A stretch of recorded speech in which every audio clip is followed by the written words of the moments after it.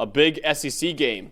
Number 5, Georgia surviving Florida in the world's largest outdoor cocktail party, 24-20, the final score there. Let's go over the highest graded player, starting off with the Georgia Bulldogs. Highest graded player was wide receiver Zachariah Branch, 78.7. Linebacker CJ Allen, 78.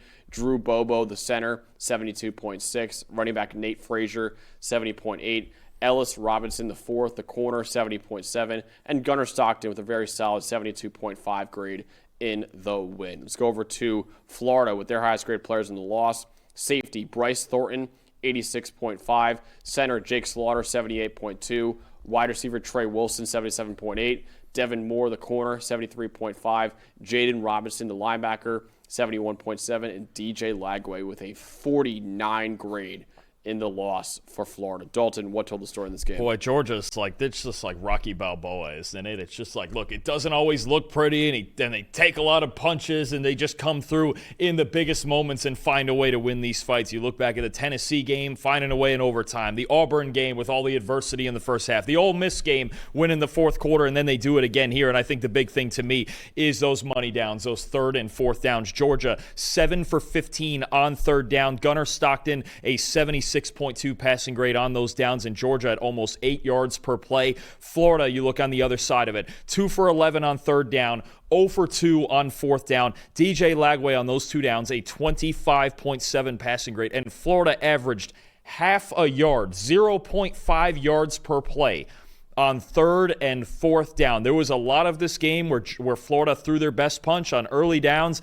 They got out ahead. Jaden Baugh was really good, but they just could not sustain drives on third down and make plays in the biggest moments. You think about the 4th and 1 stop that Georgia got late in the game that Florida could have won the game with there. I mean, it's just a matter of Georgia and the championship culture and Kirby Smart keeping this team on track through adversity, winning in the big moments. That's all they do, is win in the biggest moments of games, and they find a way to come out with victories. It happened again in this game. Florida, in just a handful, a half dozen moments even, crumbled when they couldn't. Georgia won all those moments. They won this ball game, even though it was once again tight. Yeah, my stat is Florida negative .278 EPA per pass. Florida's pass protection was elite against Georgia's pass rush. They really gave DJ Lagway a lot of time in that pocket, and the receivers did a pretty good job of getting open, only dropped 1 pass as well, but DJ Lagway, again, just struggled to deliver them the football in this one. A 44.1 passing grade, 1 big-time throw, 2 turnover-worthy plays, only 166 yards in the air, a 67% adjusted completion rate. His average time to throw was 3.2 seconds against Georgia. It's so hard to win games when your quarterback is that inaccurate and that indecisive. And even Dalton, I know there's a lot of controversy with the throw late in the game to J. Michael Sturdivant that a lot of people thought he caught, and it was incomplete. They ruled it incomplete. But again, if Lagway puts it out there even more, it's a touchdown. Make a better Florida. throw. Yeah. So it's Lagway, man. It's been rough for him as a sophomore this year. Just not seeing the development that you wanted to see from him after a pretty encouraging true freshman year. And it's just another one where it's like, man, if they had a little bit better play from Lagway, they might have been able to pull off this upset. It's the same 2 problems for me with DJ. Well, really 3. 1, the footwork. I mean, you just see the development through now basically 2 years of this is just not there. It looks the same as early last year with the bad footwork and all of that. 2, take away the deep ball. What does he have?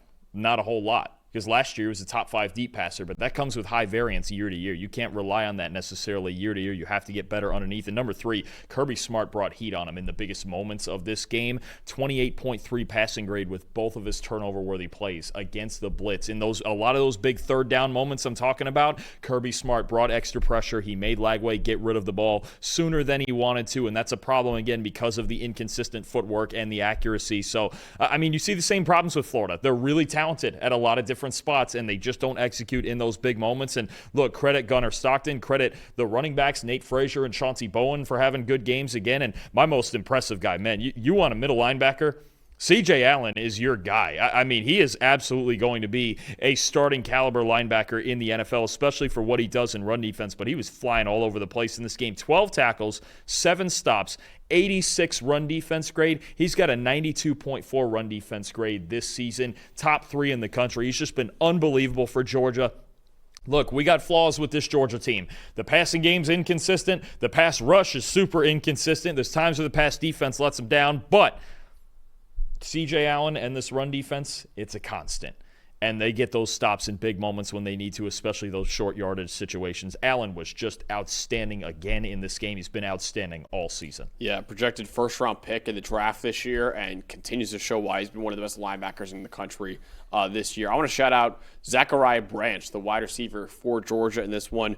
10 catches on 10 targets for a career-high 112 yards, 81 yards after the catch with 54 receiving yards coming after contact. He is a weapon with the ball in his hands. His agility, his shiftiness is unbelievable. He had a down year at USC last year as a true sophomore after, flashing a lot as a true freshman, but he's kind of put it all together this year at Georgia as a junior, and he's showing why he was a top 5 recruit coming out of high school a couple of years ago. Zachariah Branch has just kind of lived up to the hype finally that he had coming out of high school this year. Well, if you're going to base your passing game in yards after catch, there's not many better guys to do it with than Zachariah Branch and the feet that he has, the speed and agility he has. So no, this was really, I thought it was really a breakout game for him. And you talk about somebody the Gators just couldn't contain on the outside. Branch came up big time. It feels like it's somebody different every week for Georgia, and this was his game. Yeah, major win for Georgia, surviving their arch rival in Florida, 24-20, and remaining probably a top 5 team in college football